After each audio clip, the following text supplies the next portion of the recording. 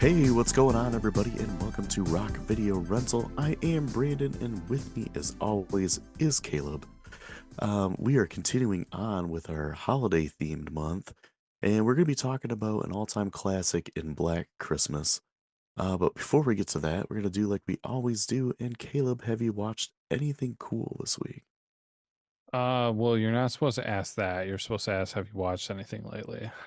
I guess it couldn't be anything cool, yeah. Because, yeah, I don't have anything cool, but my wife Watched a and lot of I, hot garbage. yeah, my wife and I actually finally, for the first time in months, sat down and watched a movie together. Um, Ben Stiller had a new holiday movie that came out, called Nutcrackers. Okay. Um, don't really recommend it. I mean, like, it's a movie. It's rated. It got a 5.5 on IMDb. I didn't look at that until after the fact, but Mm, it's one of those movies of it's not exactly like the rich city guy going back to his hometown, but like Ben Stiller, rich city guy, has to go because his sister and brother-in-law died in an accident and they have four kids, and so they have to try to figure out what to do with homing them, and he's a single guy and he's not exactly interested in it. And we thought it was going to be more of a comedy. I was gonna say, it's listed as a comedy, but it definitely like it is a pure drama with some small comedic elements. So I it was gonna is say it not a sounds like a comedy. laugh riot. Yeah, it is not a comedy. So no, I mean, it wasn't really that bad. It was entertaining. It was something to watch. So um, I mean, that's pretty much all I'll give it. But Fuck. I did not really watch anything else that. Did I talk about Secret Levels last time? I did, didn't I? Yeah. Yeah, yeah. They dropped the second group of episodes. I have not gotten around to watch that, but maybe next time I'll have something to talk about with that. Rock. Um, one, you're gonna kind of laugh at this real quick, but when I don't have a lot to share about what I've watched, I'm gonna try to contribute like a little movie tidbit, something like Hmm. so I actually participate at the beginning of the show. A thought that popped into my head because we watched Black Christmas, um, and we're talking about horror movies and everything. Um, I thought of how epic of a movie it would be if you had Kathy Bates and Margot Martindale in the same movie together as like two of the most intimidating, creepy older women. Because of course Kathy Bates from I mean Misery. a slew of things, but specifically Misery, but Margot Martindale, which you actually had to remind me was Nick's mom in New Girl, but like she is Yeah. just like when she plays her mean roles, like she's just like one intimidating SOB, like oh my gosh, Yeah. like scare the crap, like she's that scary aunt or grandma that you were just like nope, you don't mess around in her house, she will beat you, and if your parents allow it you will die.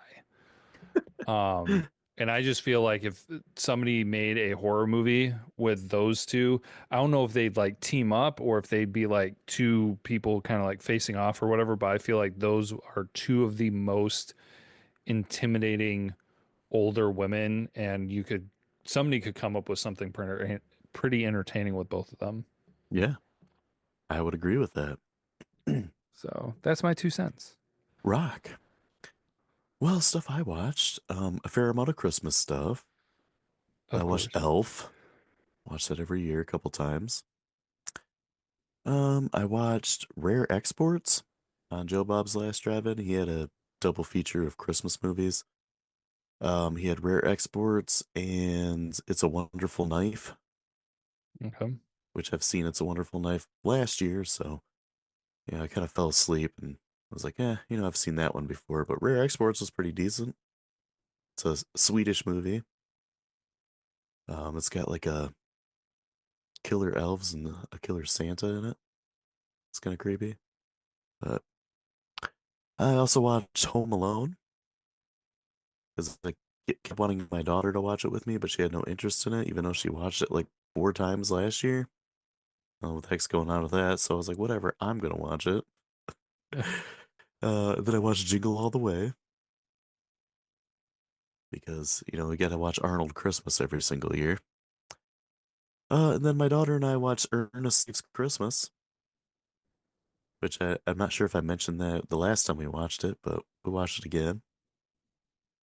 And then the last thing, sometimes we share video game stuff, and I've been playing WWE 2K24 because it was free on PSN a month or so ago. Hmm. I just got around to playing it, but it's funny, like, because I'll go through like phases where I get into wrestling again and then don't watch it for a few years. So like, I'm going through the roster of the wrestlers they have on it, and I'm just like, who are these people? Like 60% of the roster, I'm like, I don't know who this is. I was like, if it wasn't for all the legends in it, where you could use like The Rock and The Undertaker and Stone Cold and stuff, and I'm like, it's like I don't even know who I would pick to use.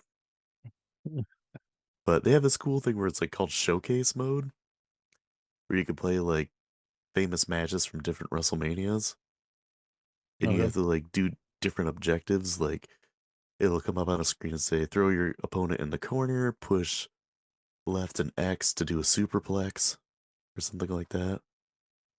And then S- like once you do that, and once you say there's like maybe three things you have to do at the beginning of the match, you do those three things, and then it does like a cut scene with the actual footage from the actual match, and then mhm. like voiceover comes on and explains what's going on, and then it goes like to the next scenario in the match, and you have to do those certain things.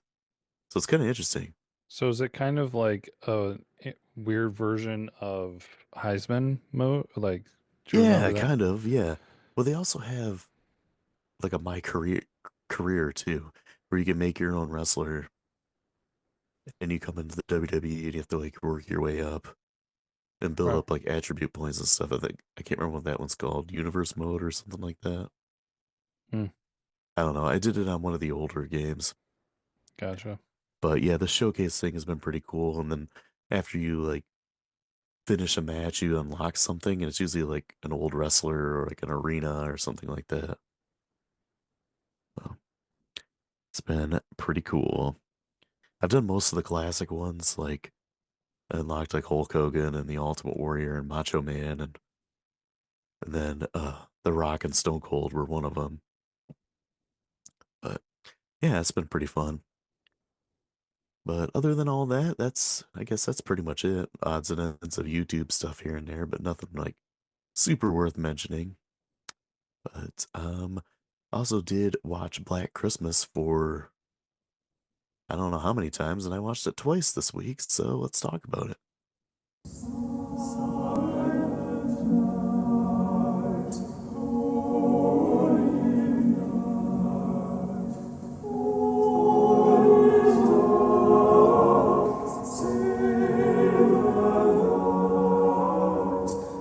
Black Christmas, it is from 1974 and is directed by Bob Clark.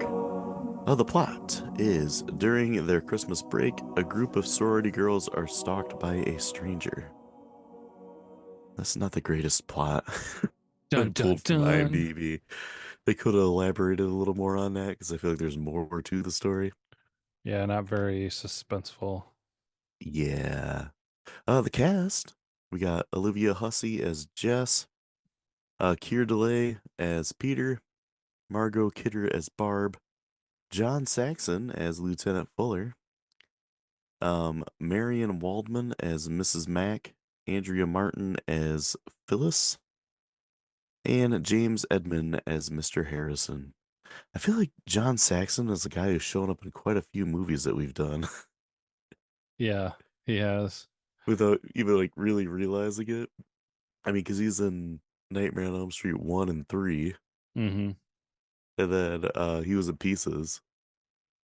Oh yeah. Hmm. Yeah, Rock. yeah. There's So a The one thing that I noticed about the list of actors and actresses was Hmm. Margot Kidder, Yeah. Lois Lane. Yeah. Yeah, I did. I saw her and I was just like, dang it, I know I've seen her in something. And I was just like, oh, well, I looked it up and I was like, well, there you go. I remember watching that with my dad growing up.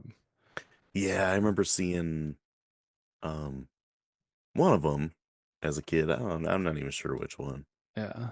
but yeah. Star Wars 4 a New Hope, or no, that's not, what is it? Or Superman for was it a oh, Quest for Peace. Quest for Peace? Yeah. That's why they call it that. Yeah. Oh, No, I jeez. mean I mean they're good movies. It's been forever since I've seen one. But yeah, I mean it's kind of funny that she had the role in this movie and then to think of her as Lois Lane. I mean, I know actors and actresses do that all the time, but just like I don't know, when you're growing up, you think you're so like innocent and thinking, and it's like, oh, it's sweet Lois Lane, girlfriend of Clark Kent kind of a thing, and Superman and that whole relationship, and then you see her in this, and it's like raging alcoholic. Yeah. I will say that I think Barb is one of the best characters in this movie, though. Yeah, no, she did a really good job. Yeah, she just doesn't put up with crap, and it's like you said, an alcoholic. But Raging. I don't yeah, know if she raging. was more raging or oh, what was the house mother's name? Oh, Mrs. Mack. Yeah, Mrs. Mack. Mrs. Mack was a secret drunk Yeah. because she tried to hide everything. Mm-hmm. And Barb didn't care. She was out in the open with it. Um, Oh man. So, first time watch for you, yes. and I've And, seen this movie quite a few times. I'll say the first time I watched it was in college, okay. but it's become like a yearly watch for me, Nice. every Christmas. So, and last year I actually saw it in the theater with, it was in a double feature with White Christmas. Mhm. So that was a kind of interesting experience because, they did a White Christmas first, and it's like the theater's full of, um, older women, probably like in their 60s and 70s. And it was like, me and then our friend Jason went with me. Okay. And then after White Christmas was done, 90% of the theater stands up and walks out. And then it's Surprise. it's like me, Jason, and then maybe five other people stayed for Black Christmas. That's funny. Yeah. Um, well, you want to know the funny thing um, that I feel really stupid about with this movie? Mm, Again, so like when it's not a movie I haven't seen, like I don't even really care about the plot. Like I just want to like get in, experience the movie, like no expectations whatsoever. hmm. So the movie starts and I was watching it. I started on my laptop just because like my kids were still up and obviously not a movie that I'm gonna put on the TV. Yeah. So I'm starting on my laptop and the audio in general not very great in this movie, like the music and everything. I feel like the music's pretty subtle in this movie. Yeah, because I felt like it was really hard to hear. So like I totally had to turn on the captions just so that I made sure I didn't miss something. Yeah. But I started watching it and then I feel so stupid for this. Um, it goes in and it like starts zooming in on the house and everything, and I saw the sign on the outside Hmm. and total brain fart, did not recognize that there were Greek letters. Okay. And so I was like, oh, this must be a Ford film. Technically, it is. Well, It's Canadian, right. Well, as then, foreign as Canada can be. because I thought it was, because it was kind of hard to tell with the audio just there for a little bit. I mean, obviously, I connected the dots eventually, but then I can't remember how long it was after that. But I was just like, man, there's so many people living in this house. Why are there so many people living in this house? And then finally, it's like, oh, it's a sorority house. Who's the stupid person now? It's hilarious. Yeah, so good job, go Uh, me. I will say that this movie has quite a bit of suspense in it.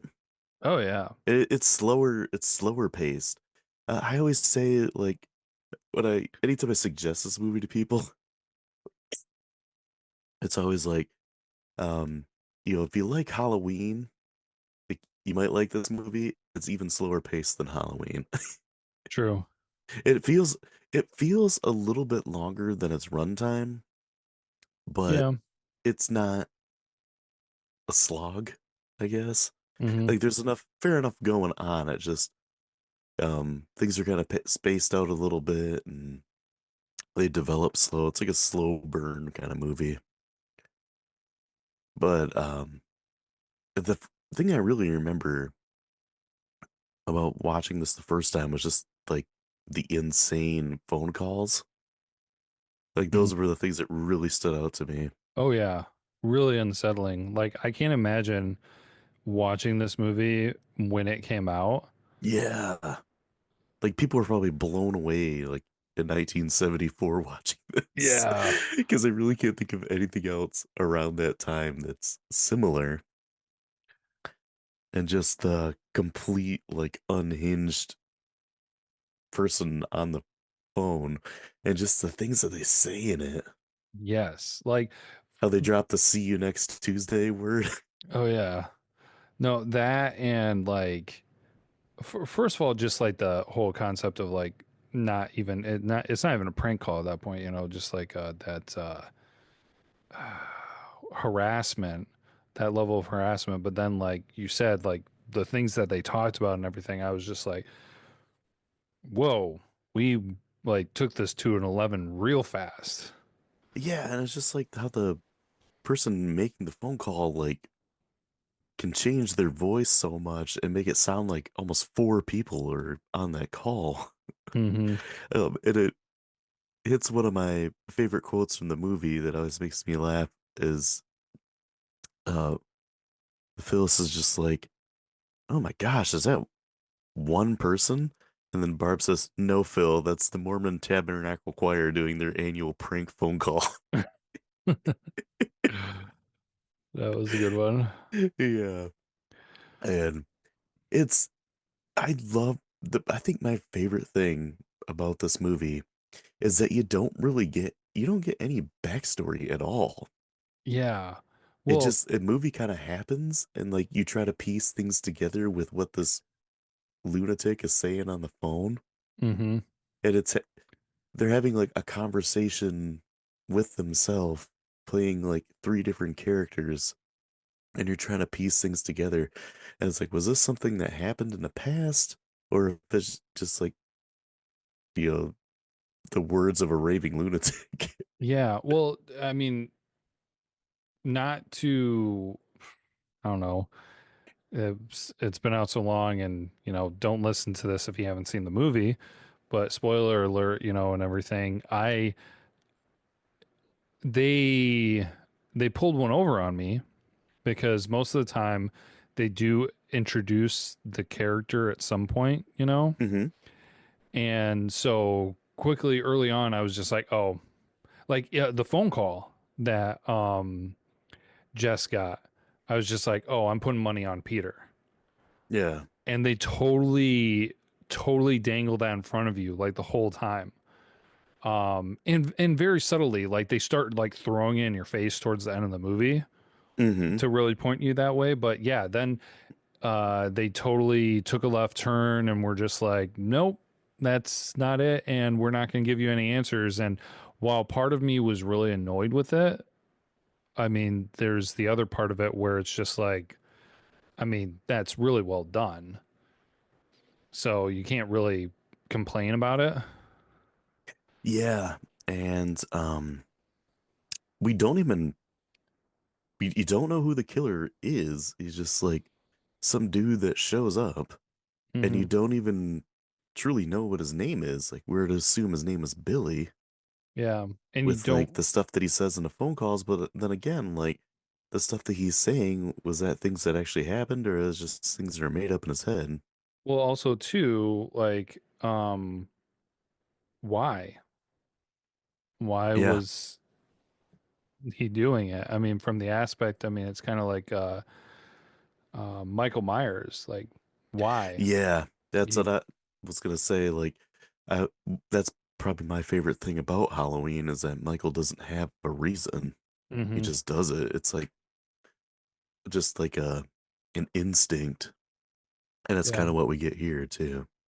Now, one thing I'm taking a couple steps back here, not to get off the subject, but um I'm wondering if you know this because I searched and I don't know. I mean, I didn't really come up with anything, but is this one of the earliest horror movies around a sorority?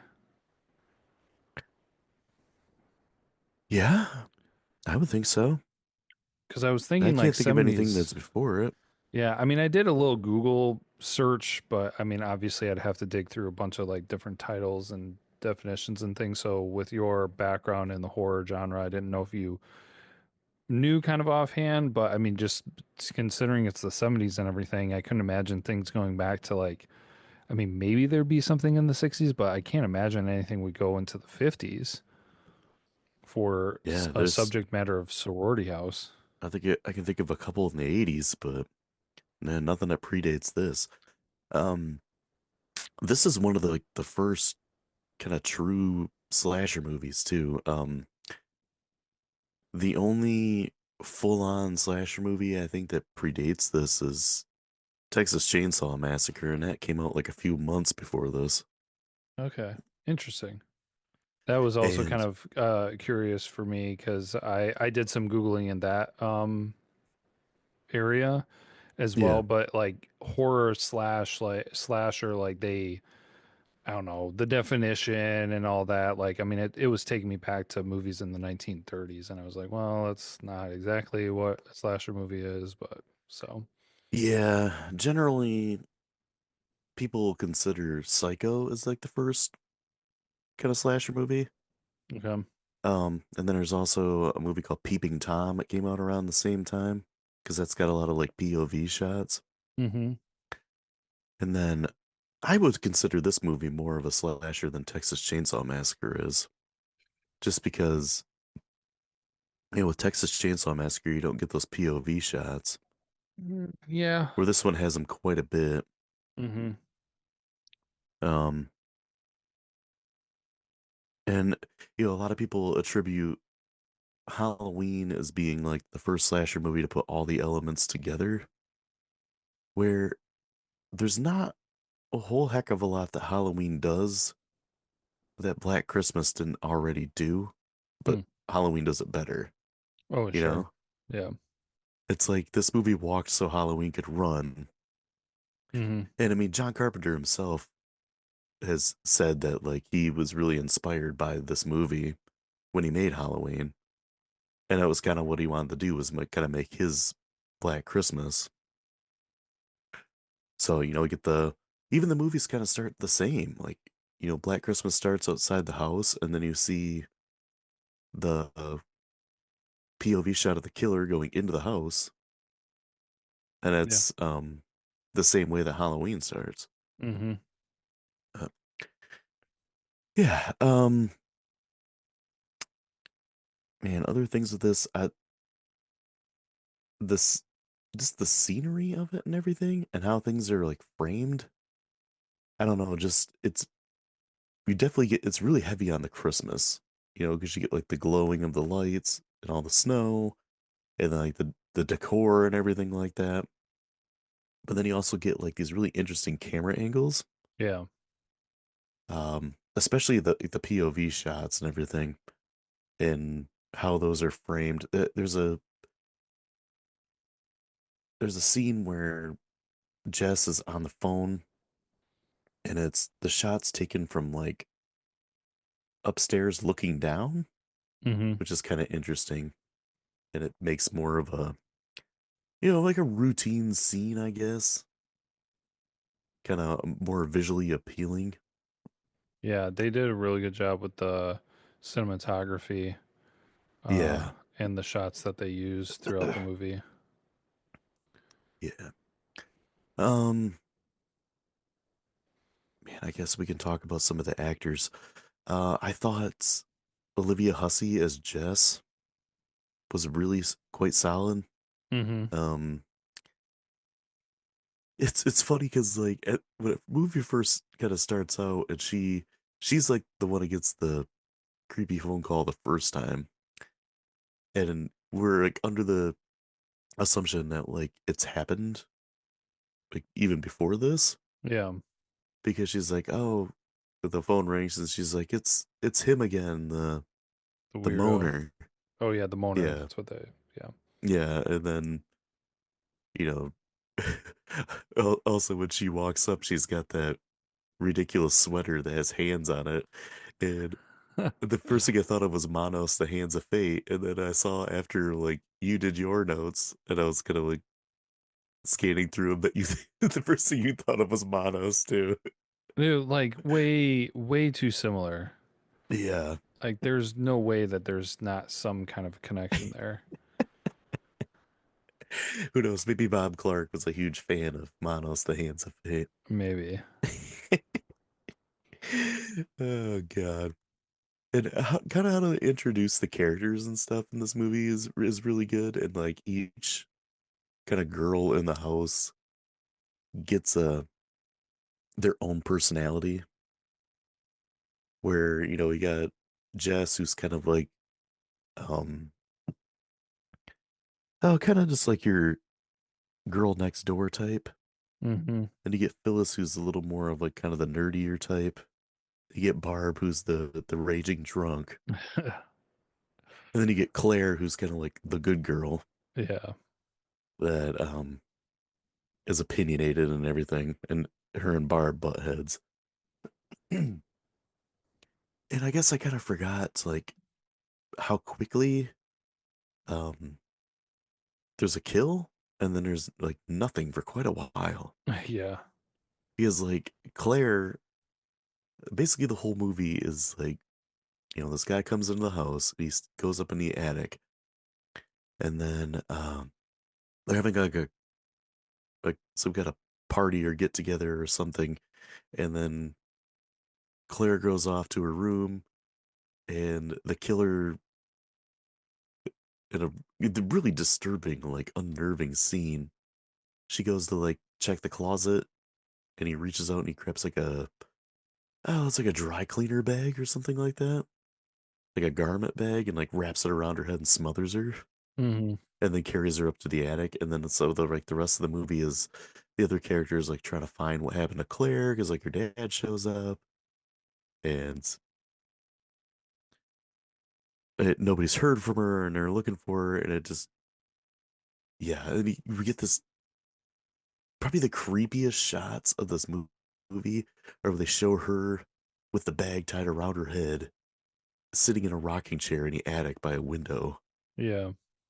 And Well, then like you could hear the killer just like babbling nonsense or like singing lullabies and stuff, and it's creepy as crap. well, I was super confused because I didn't connect the dots that he moved her body up into the attic, Oh, which okay. I mean, rightfully so. You know how difficult that would be Yeah. when other people are in the house to drag a limp, dead weight body up a ladder into the attic. Yeah. So, Yeah.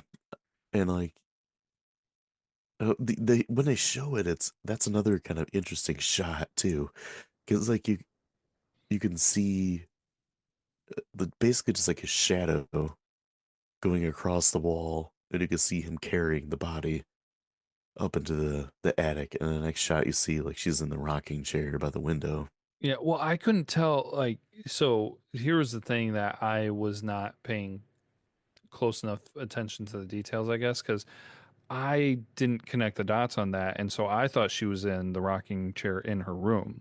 Oh, okay. And so then the next day it said it was like 1:30 in the afternoon. I was like, how the crap has nobody found her body? Yeah. And then they go to the house and they're just like, oh, well, she's not here. Like, we haven't seen her and we looked in her room. And I was like, what the heck is going on? And then they had a better establishing shot of her up in the attic. And I was like, oh well, that answered my question, I guess. So, Yeah. Yeah, that whole scene where he jumps out and grabs her is just creepy because you can see like that someone's behind the bag. hmm. They're in the closet, but basically all you can see is there's a shape of a person, but it's kind of distorted by, the plastic. And then he jumps out and grabs her and like just asphyxiates her with the plastic bag. But Well, one thing that started in this scene too is how many freaking times could they say the name Claude in this movie? the cat, yeah. Oh my gosh, like Claire did it. She's like, Claude, is that you, Claude? Claude? Claude? And then when Miss Mac died, like, holy Yeah. crap, she said it like 3 dozen times. Claude? Claude here, kitty. Claude. I like to think that Claude's name is spelled Clawed because he's a cat. Yeah. But yeah, Mrs. Mac is the next one that gets it, and that's probably like what, 20 minutes after Oh man, yeah, good. he dies, like at Yeah. least. Um, and the whole thing with Mrs. Mac cracks me up too because she's looking for Claude, and it was after Claire's dad shows up, and he's kind of really like a stick in the mud, Uptight. uptight, yeah. Could put a coal up his butt and get a diamond out. Yeah, pretty much. And she's calling Claude, and she's like, Claude, where the hell are you, you little shit? Like that always cracks me up, and he just like pops up and just stares at her. But so she is still looking for Claude at one point, and then she goes up in the attic, and then she sees Claire's body there in the rocking chair, and that's when the killer like throws this. It's like a big hook on a rope It's like a at her. pulley thing that you would find in a barn, kind of, or something. Yeah. So she like gets that to the face and then gets dragged up into the attic. But and then again we get like another decent amount of time before anybody else dies. Mhm. And sadly it's Barb that dies. And her death is really kind of unnerving too. Yeah, that was one that was I had down. That was I don't know. I mean, it's kind of weird to say it, but we've said it in other movies. It was more of an artistic kill Yeah. because the Yeah, the shots that they lighting is like did. really dark and like she's laying in her bed because she was completely wasted and they go and put her in bed. And the killer like stabs her to death with a crystal unicorn. And they're like Yeah. doing shots, angles, like looking through the crystals, and then also like they did the visuals of it was I think it was like looking down on her, also like looking at the because she got stabbed with like a unicorn thing, Yeah. and so the thing that in the guy's hand, and just kind of like there was a lot of specific shots and angles that they did with that made it just kind of more cinematic. Yeah, and he's So, like straddling her, and you can see like the light behind him, so you get like the shape of him, hmm. but you don't see his face. And then like they kind of do a close up of the unicorn with this long horn, and it's dripping with blood. Yeah. And that's really kind of disturbing too. Hmm. Um, yeah, and this is when they're trying to like they. This is when they like get the cops in before this, and they're trying to like figure out what to happen to Claire, and they keep getting these weird phone calls, so they're trying to like put a trace on the call, and like we've got a manual board here, so like you're gonna have to keep them on the phone for a while I until didn't we even can know you figure could out do that in the where it's 70s. coming from. Yeah. So we see like this guy running around in this huge like switching room trying to figure out where it's coming from, and they keep getting these phone calls, and finally they get him on there long enough to figure out where it's coming from. And spoiler alert, it's one of those movies where it's like the calls are coming from inside the house, Mm-mm. and because there's a second Mm. phone line, and it's John Saxon has the deputy guy call Jess, and like he's like, I want you to very calmly tell her she needs to get out of the house. Don't tell her why. Just tell her like she needs to get out of the house. You know, just walk out the front door, walk over to the police car that's out front, like Where there's a calmly. dead body. Yeah. And little did he know that the cop is dead that's out there. But and she's like, oh, I gotta go and get Phyllis because she's in the other room, and like Jess doesn't know that Phyllis is dead. And Officer Nash. yeah, Officer Nash, that's who it was. He's just like, the calls are coming from inside the house. Like, you have to get out of there. It's like, And no, don't do it. And of yeah, course, in horror fashion, she goes upstairs to try to tell Phyllis and get out of there. I can't leave my friends. Yeah, and Barb, that she doesn't know is dead.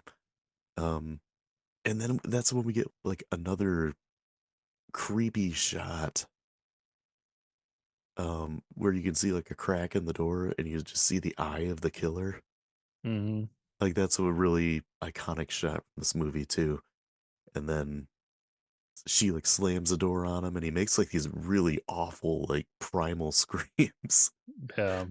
and she tries to get away, and then Peter, her boyfriend, shows up, who's kind of like the red herring the whole time. We talked about that. And she still thinks it's Peter, just from things that the killer said, because she's pregnant, and then she tells him that like she wants to have an abortion, like she can't keep it, and then he's really upset because he wants to keep it, have the baby, and he's like, you can't just make this decision. It's not like going to the doctor and having a wart removed. And then one of the phone calls she gets, the killer says just like having a wart removed, and that's when she like instantly believes that it's Peter. So she's like hiding in the basement, and Peter like busts out the window. Yeah. He doesn't even know anything's going on, and he just his first thought is to bust out the window and come in. And he finds her, and he's like, what's wrong? And he's like, what's going on? And he's like, I need to talk to you. And she's like getting back farther away, farther away, farther away, and then like she ends up killing Peter, and I think that it was him the whole time that was doing it. And then we get this movie had balls to have a downer ending, and I really like how they handled it, because she's the only one left. They have her laying in bed, and there's a police officer sitting in the room, and then John Saxon comes in and asks how she's doing. It's like, oh, she's in shock, kind of thing. It's like, but I think she's gonna be all right. But she really just needs to get some rest. And then they leave her in the house by herself. Yeah. I wrote down like that would never happen. No, not at all. Maybe in the 1974, but Maybe, um, but I mean, like they would have transported her to the hospital. yeah, you would think that. Yeah. And then we get some Christmas music playing, and they're showing like the different rooms in the house, and then they show the attic, and they still haven't found Claire upstairs, Hmm. who's still sitting by the window, the plastic bag over her head, and it's this was like one of the shots that I always really loved from the movie. So like it zooms out from Claire, goes out through that window, and then you see like Claire's body just like in that rocking chair right in front of the attic window, and then the phone starts ringing. So Wait, like the phone starts ringing, and then you can you can hear stuff in the attic, so you know that the killer's still up there. So that's all they give you. Like that's just the end of the movie. So like wait, the like phone rang? Yeah, the phone was ringing at the end. Oh, I remember the guy making noises in the attic. Yeah, the phone's ringing at the end. Oh, okay. Yeah, Um, so like it's only like a matter of time before he comes out and just finishes Jess off too. yeah. Okay. Well, okay. All right. Yeah, I'm gonna throw you a curveball here, okay? Yeah. Because it maybe I missed a detail and it is very obvious that it's the way that you're explaining it, but this is how I seriously thought it happened, okay? Yeah. So Peter confronts Jess in the basement, you know, the whole thing, Hmm. and then um the next thing you know, not sure exactly how much time has passed, but the cops show up and she's screaming in the house or in the basement, and they discover them in the basement, and Peter's dead. Hmm. And they even said, "Wow, I can't believe that Jess killed him." Yeah. I thought that the killer attacked them both and killed Peter and wasn't able to kill her before the cops showed up.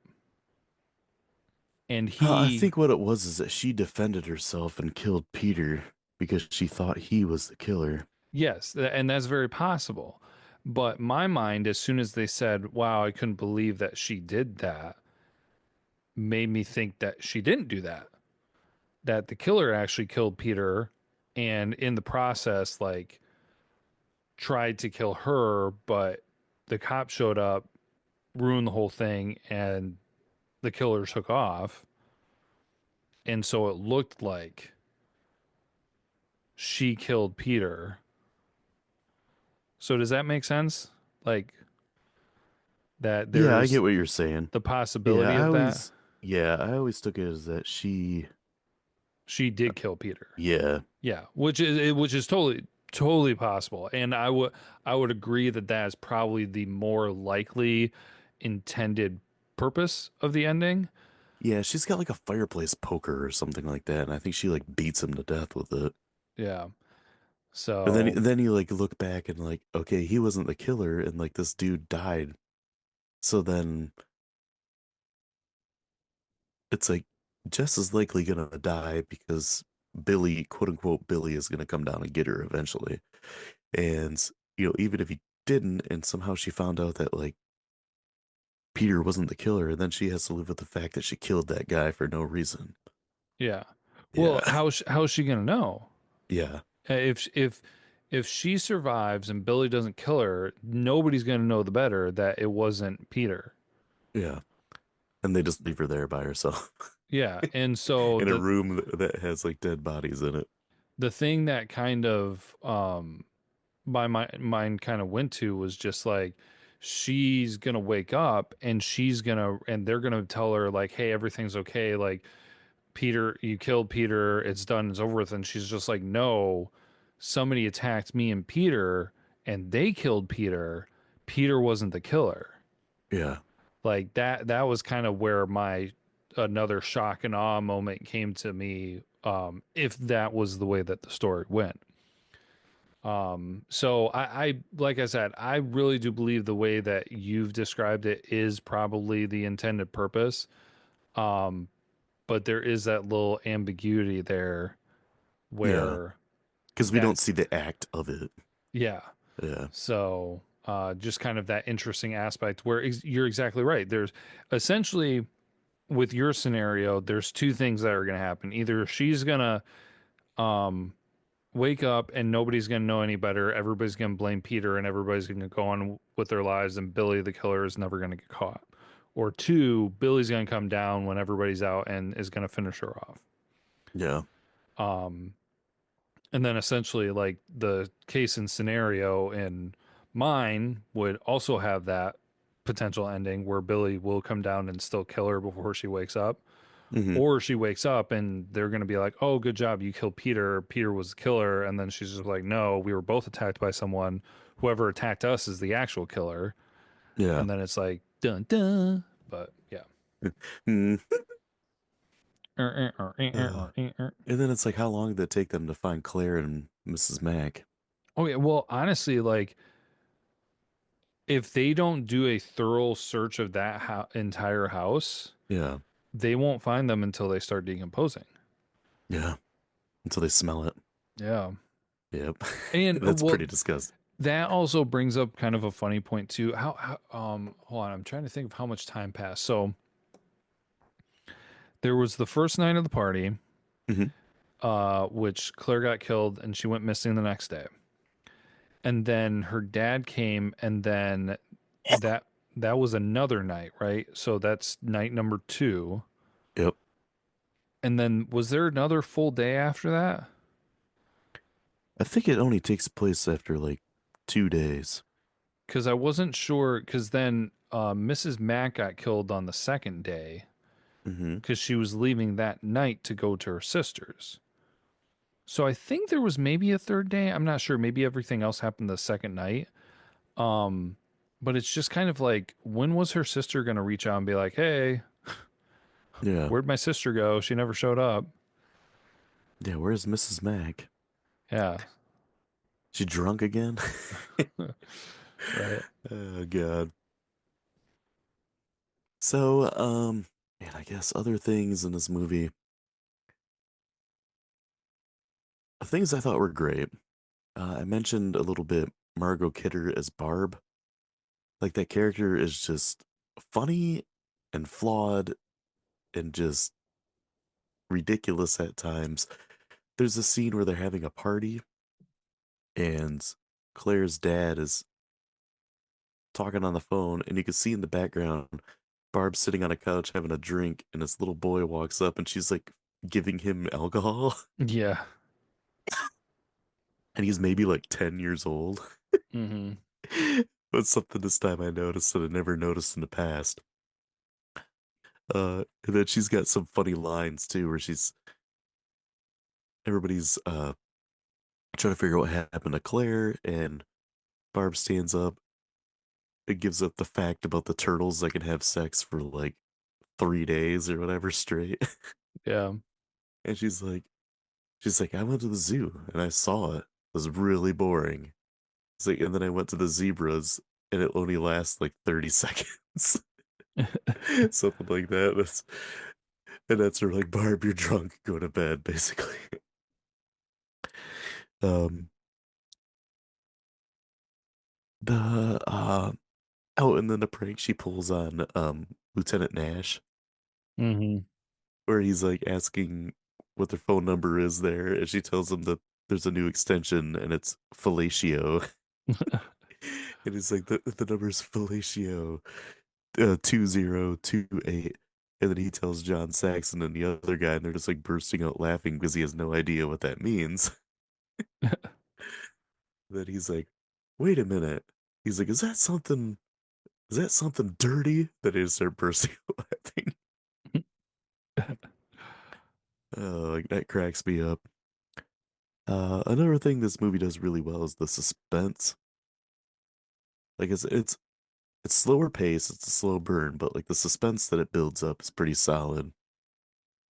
And just get those phone calls get more and more like disturbing as they go. Mm-hmm. And the one thing the killer keeps saying on the phone in different voices is um what we would like to know is what happened with the baby. What happened to Agnes? And then we get like it's like the voice of his parents or something. And then like they're arguing with each other like you left Billy alone with Agnes. And there's a part two where Billy says something about like don't tell anybody what we did. It's like it's really not like it's really ambiguous of what possibly happened. Mm-hmm. Like did he kill his baby sister or something? Yeah. Think like the possibilities are kind of like endless. Or did he like assault her? Because he said don't tell anybody what we did. Yeah, and then like He then he shook the killed her or baby. something. I don't know. It's just yeah, they're just disturbing. Hmm. And then the one that always stands out to me too is when he does that, just like having a wart removed, Yeah. like really weird voice. Uh, but um, man, other than scenes and quotes, that's pretty much it for me. The eyeball looking through the crack in the door Hmm. really is really creepy. And then when she slams the door on him, and like those primal screams that he lets out. It's Yeah. like this is less of a human and more of like some kind of creature, basically, at this Hmm. point. But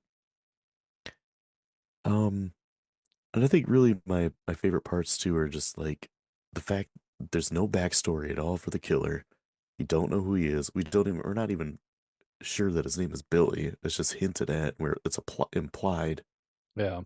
and he has like pretty much no motive other than he's just freaking nuts. And like, why was he drawn to that house? Was it like Yeah. the house he lived in when he was a kid? Hmm. Or was it just the one he stumbled across? And it's kind of like with Michael Myers, like he has absolutely no reason to try to kill Lori. He's just in the wrong place at the wrong time. Yeah. Well, do you think that he killed the girl in the park too? Yeah, that's a good question. I think he probably did. Yeah, it seems like it would It's a have. 13-year-old girl that they find dead in a park. Yeah, seems like that would have been the pre-murder, the thing that led to Him coming the to the house, yeah. yeah. It's like he's like an escaped mental patient. They don't even tell you that. Like with Michael Myers, like at least you knew he was an escaped mental patient. Hmm. Yeah, this dude just shows up and just starts killing people and doing crazy phone calls. Yeah. And I think the only thing I But had wait, that, wait. Here's mm, here's a plot hole. Here's a plot yeah, hole. I don't know if you thought about this. wow, How did he know the house's phone number? that's a good point. Like so either it's a plot hole or he has a history with that sorority house. Like there's Yeah, a specific reason why he picked that one. yeah. I will say that when they remade it in 2006, they gave a lot of backstory, Mm, um, which I think is kind of unnecessary. yeah. But yeah, they like almost over-explain things, and there's like some disgusting stuff that they put in and everything. It's basically like let's take this movie and crank it up to 11. But I haven't seen that in forever because I saw it in theater and I didn't really care too much for it. Yeah. Yeah, I'd have to go back and watch it. The one from 2019, like just don't ever watch that. That movie is atrocious, beyond horrible. Well, you But don't want to do a Black Christmas marathon or to review or I'm good. I'm good. all right. I'd rather just watch this movie twice, which I did. Because the second time I watched it on Joe Bob's Last Drive-In, but I did fall asleep at the end. But obviously I No. knew what happened, so whatever. Um, I mean, like as far as negatives, the only thing I had is that it's just a little slow.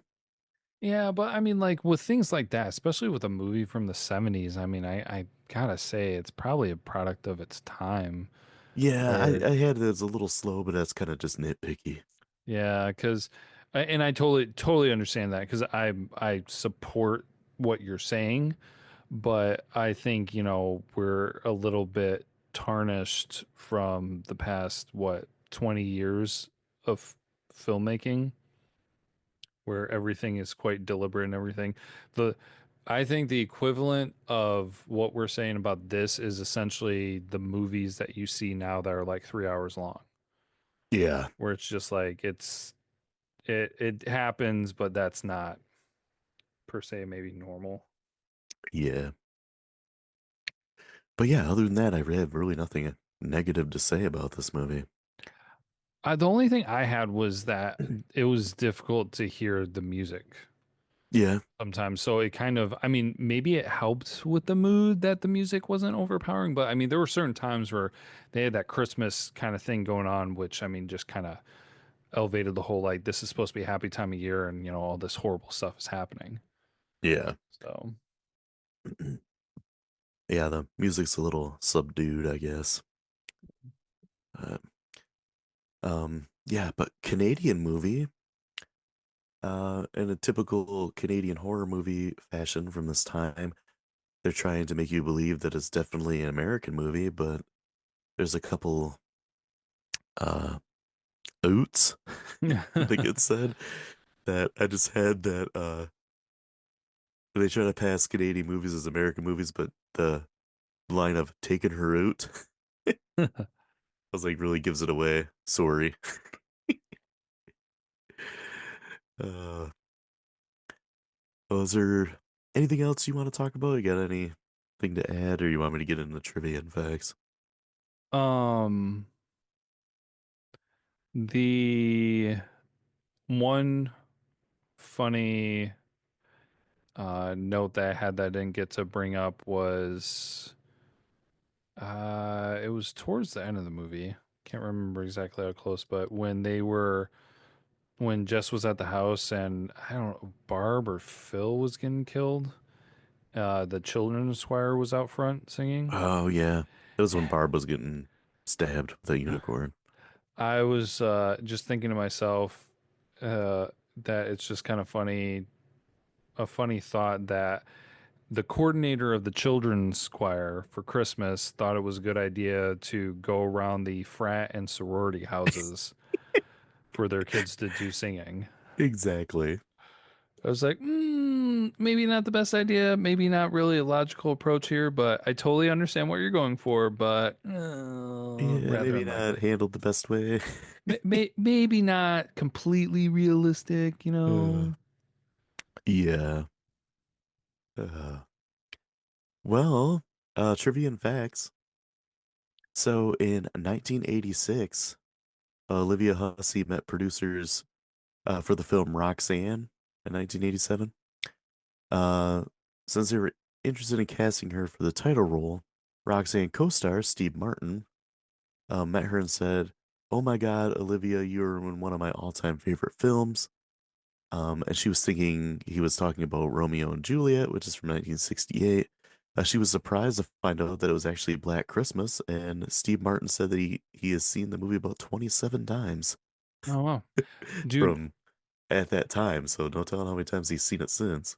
I how did I not connect the dots that she was Juliet?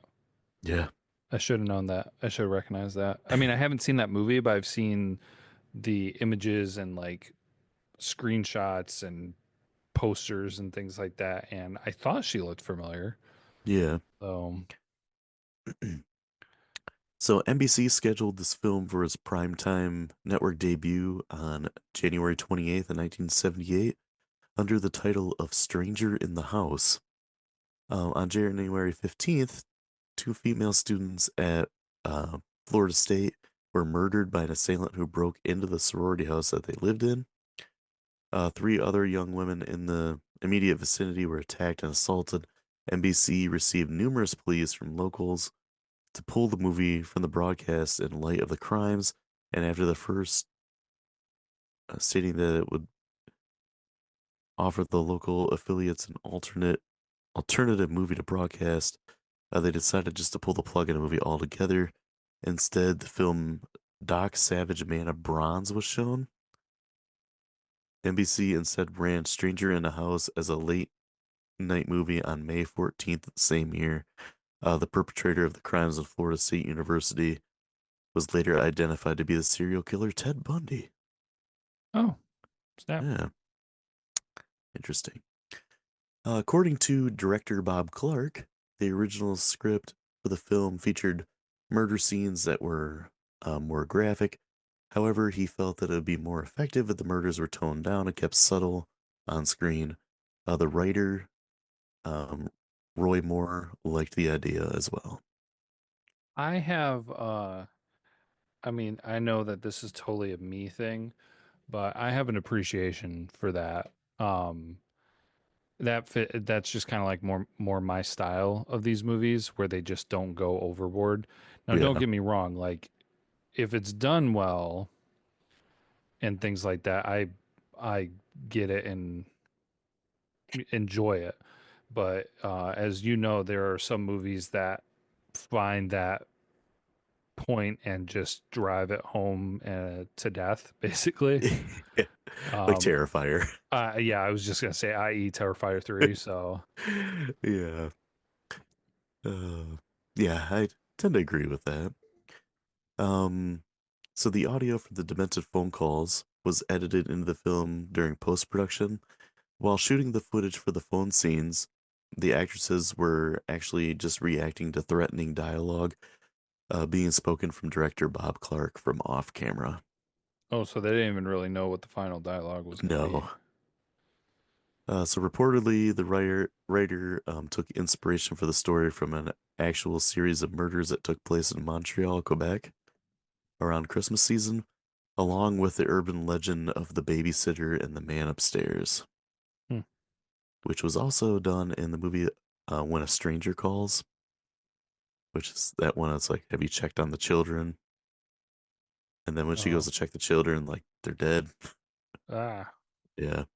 And the calls are coming from inside the house. I didn't realize that concept dated back so far. Yeah. They had phones in 1970. No, I'm just kidding. Oh my God. I thought they just patented screaming as an alternative. I thought it was the whole Morse code telegraph system. Write a letter. This just came Uh, by post. It was it was Kevin Costner. oh God. Man. Uh, a strict rule that Clark had set for himself when he came into writing the female characters was never to objectify them sexually or give them nude scenes. He wanted the college girls to come off as real people and not disposable horror characters waiting to die. Huh.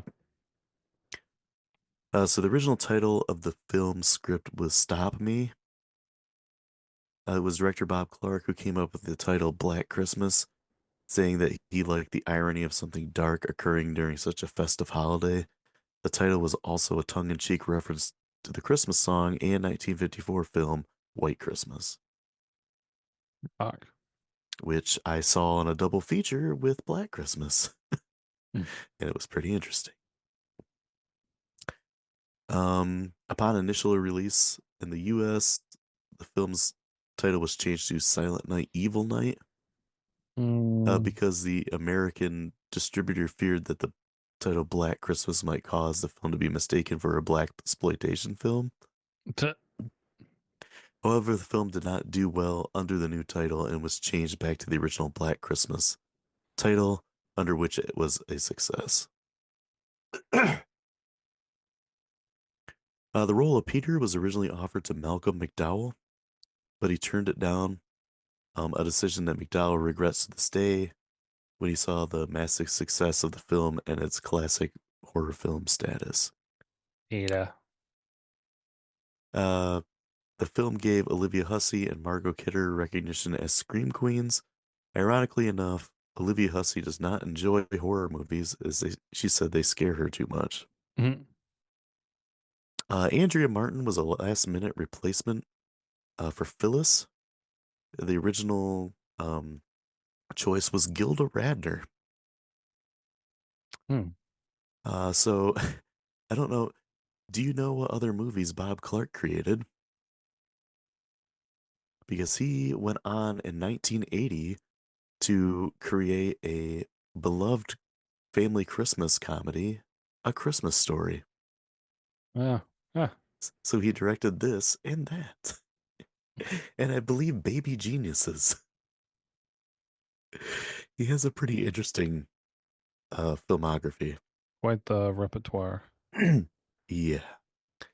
The last thing I got is this movie had a $620,000 budget, and I'm not sure if IMDb has this right, but it's telling me that the box office was $2,830, which how? I'm looking on Wikipedia and it says it's 4 million. I'm gonna go with 4 million. Yeah, 4 million worldwide. Why? Why? And grades. IMDb, Rotten Tomatoes. What do you think they are? Oh, IMDb 7.1. It is a 7.1. Oh, it is awesome. Okay. Rotten Tomato Critic 89. 71. Oh, dang.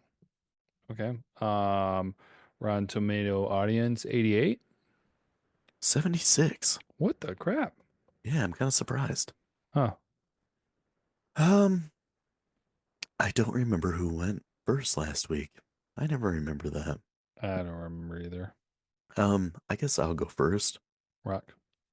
This is a movie that's, I said I didn't watch until I was in college. I remember renting it from Family Video on DVD, and the cover they had for it was horrible. It's like you can see a girl's face. It looks like she's being choked, and it's like behind a frosted window.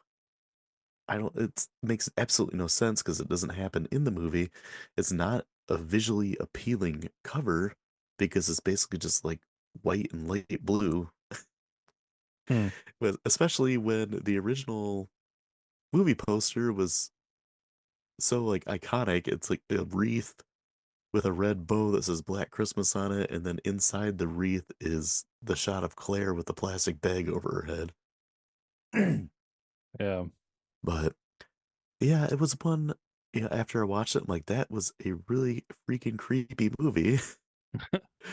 And I don't know, it's very atmospheric, it's unnerving. They don't give you a lot of backstory for it, and I always really appreciate that. That's one thing I really love about Halloween, and like I've said before, that Halloween is probably my favorite movie. And I mean, really no surprise that I gave this a 5 out of 5. I watch it every single year, and I think it's one of the best slasher movies ever, and I think it's one of the best horror movies ever. Rock. Like the acting's pretty solid all around, and it's just very unnerving and unsettling movie. Rock.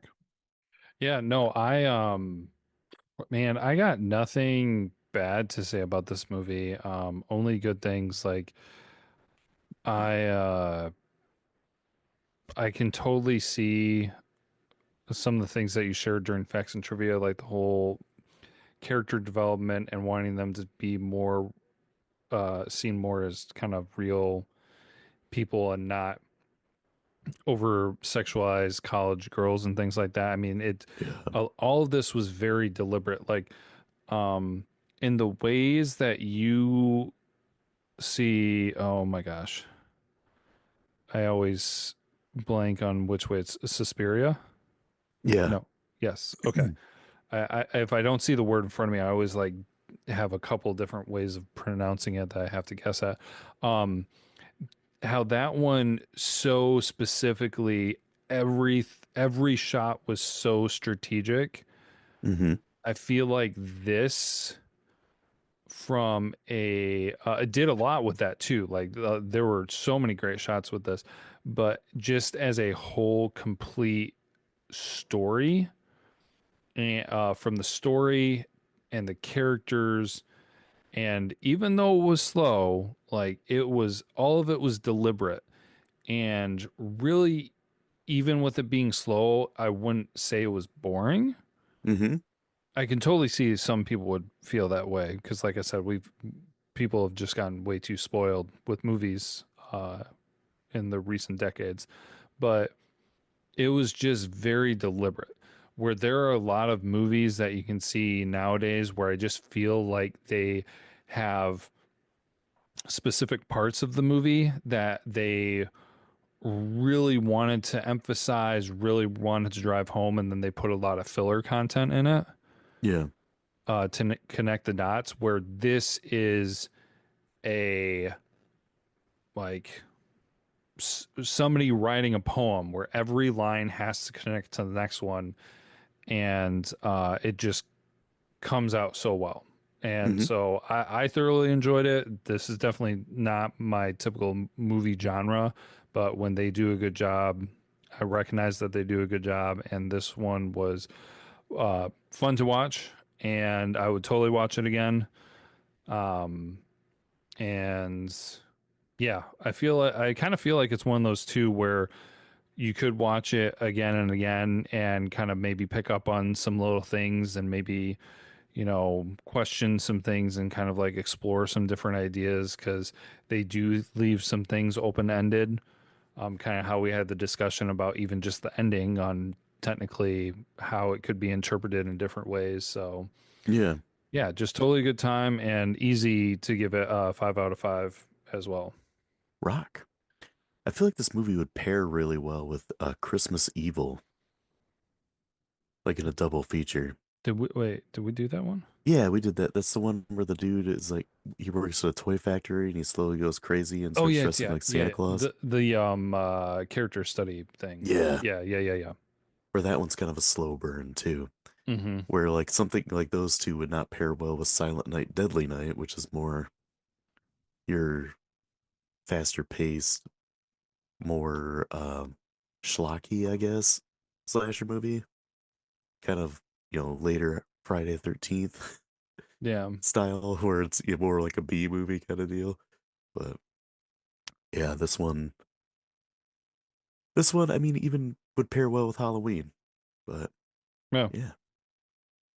Yeah, this is not one that I uh suggest to a lot of people, but I feel like it's if you don't mind slower burn movies, then this is definitely one you'll enjoy. Rock. Yeah. Well, I guess this is our last episode before Christmas. So I guess we have to say Merry Christmas, Happy Holidays, whatever you want to say. You filthy Um, animals. yeah. Um, if you want to give us a gift, you can go and you can subscribe and share our episode. You can Yeah. follow us on social media. You can go to YouTube, watch and like some of those videos, get us some more traction. Um, and if you want more holiday movies, you can come by next week.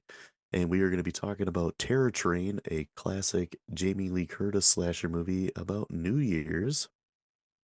So I'm looking forward to that one. It's been gosh, it's probably been maybe 2 years since I've seen that one, but yeah, looking forward to revisiting that. And yeah, come by. We'll be talking about that. Until then, as always, be kind and rewind.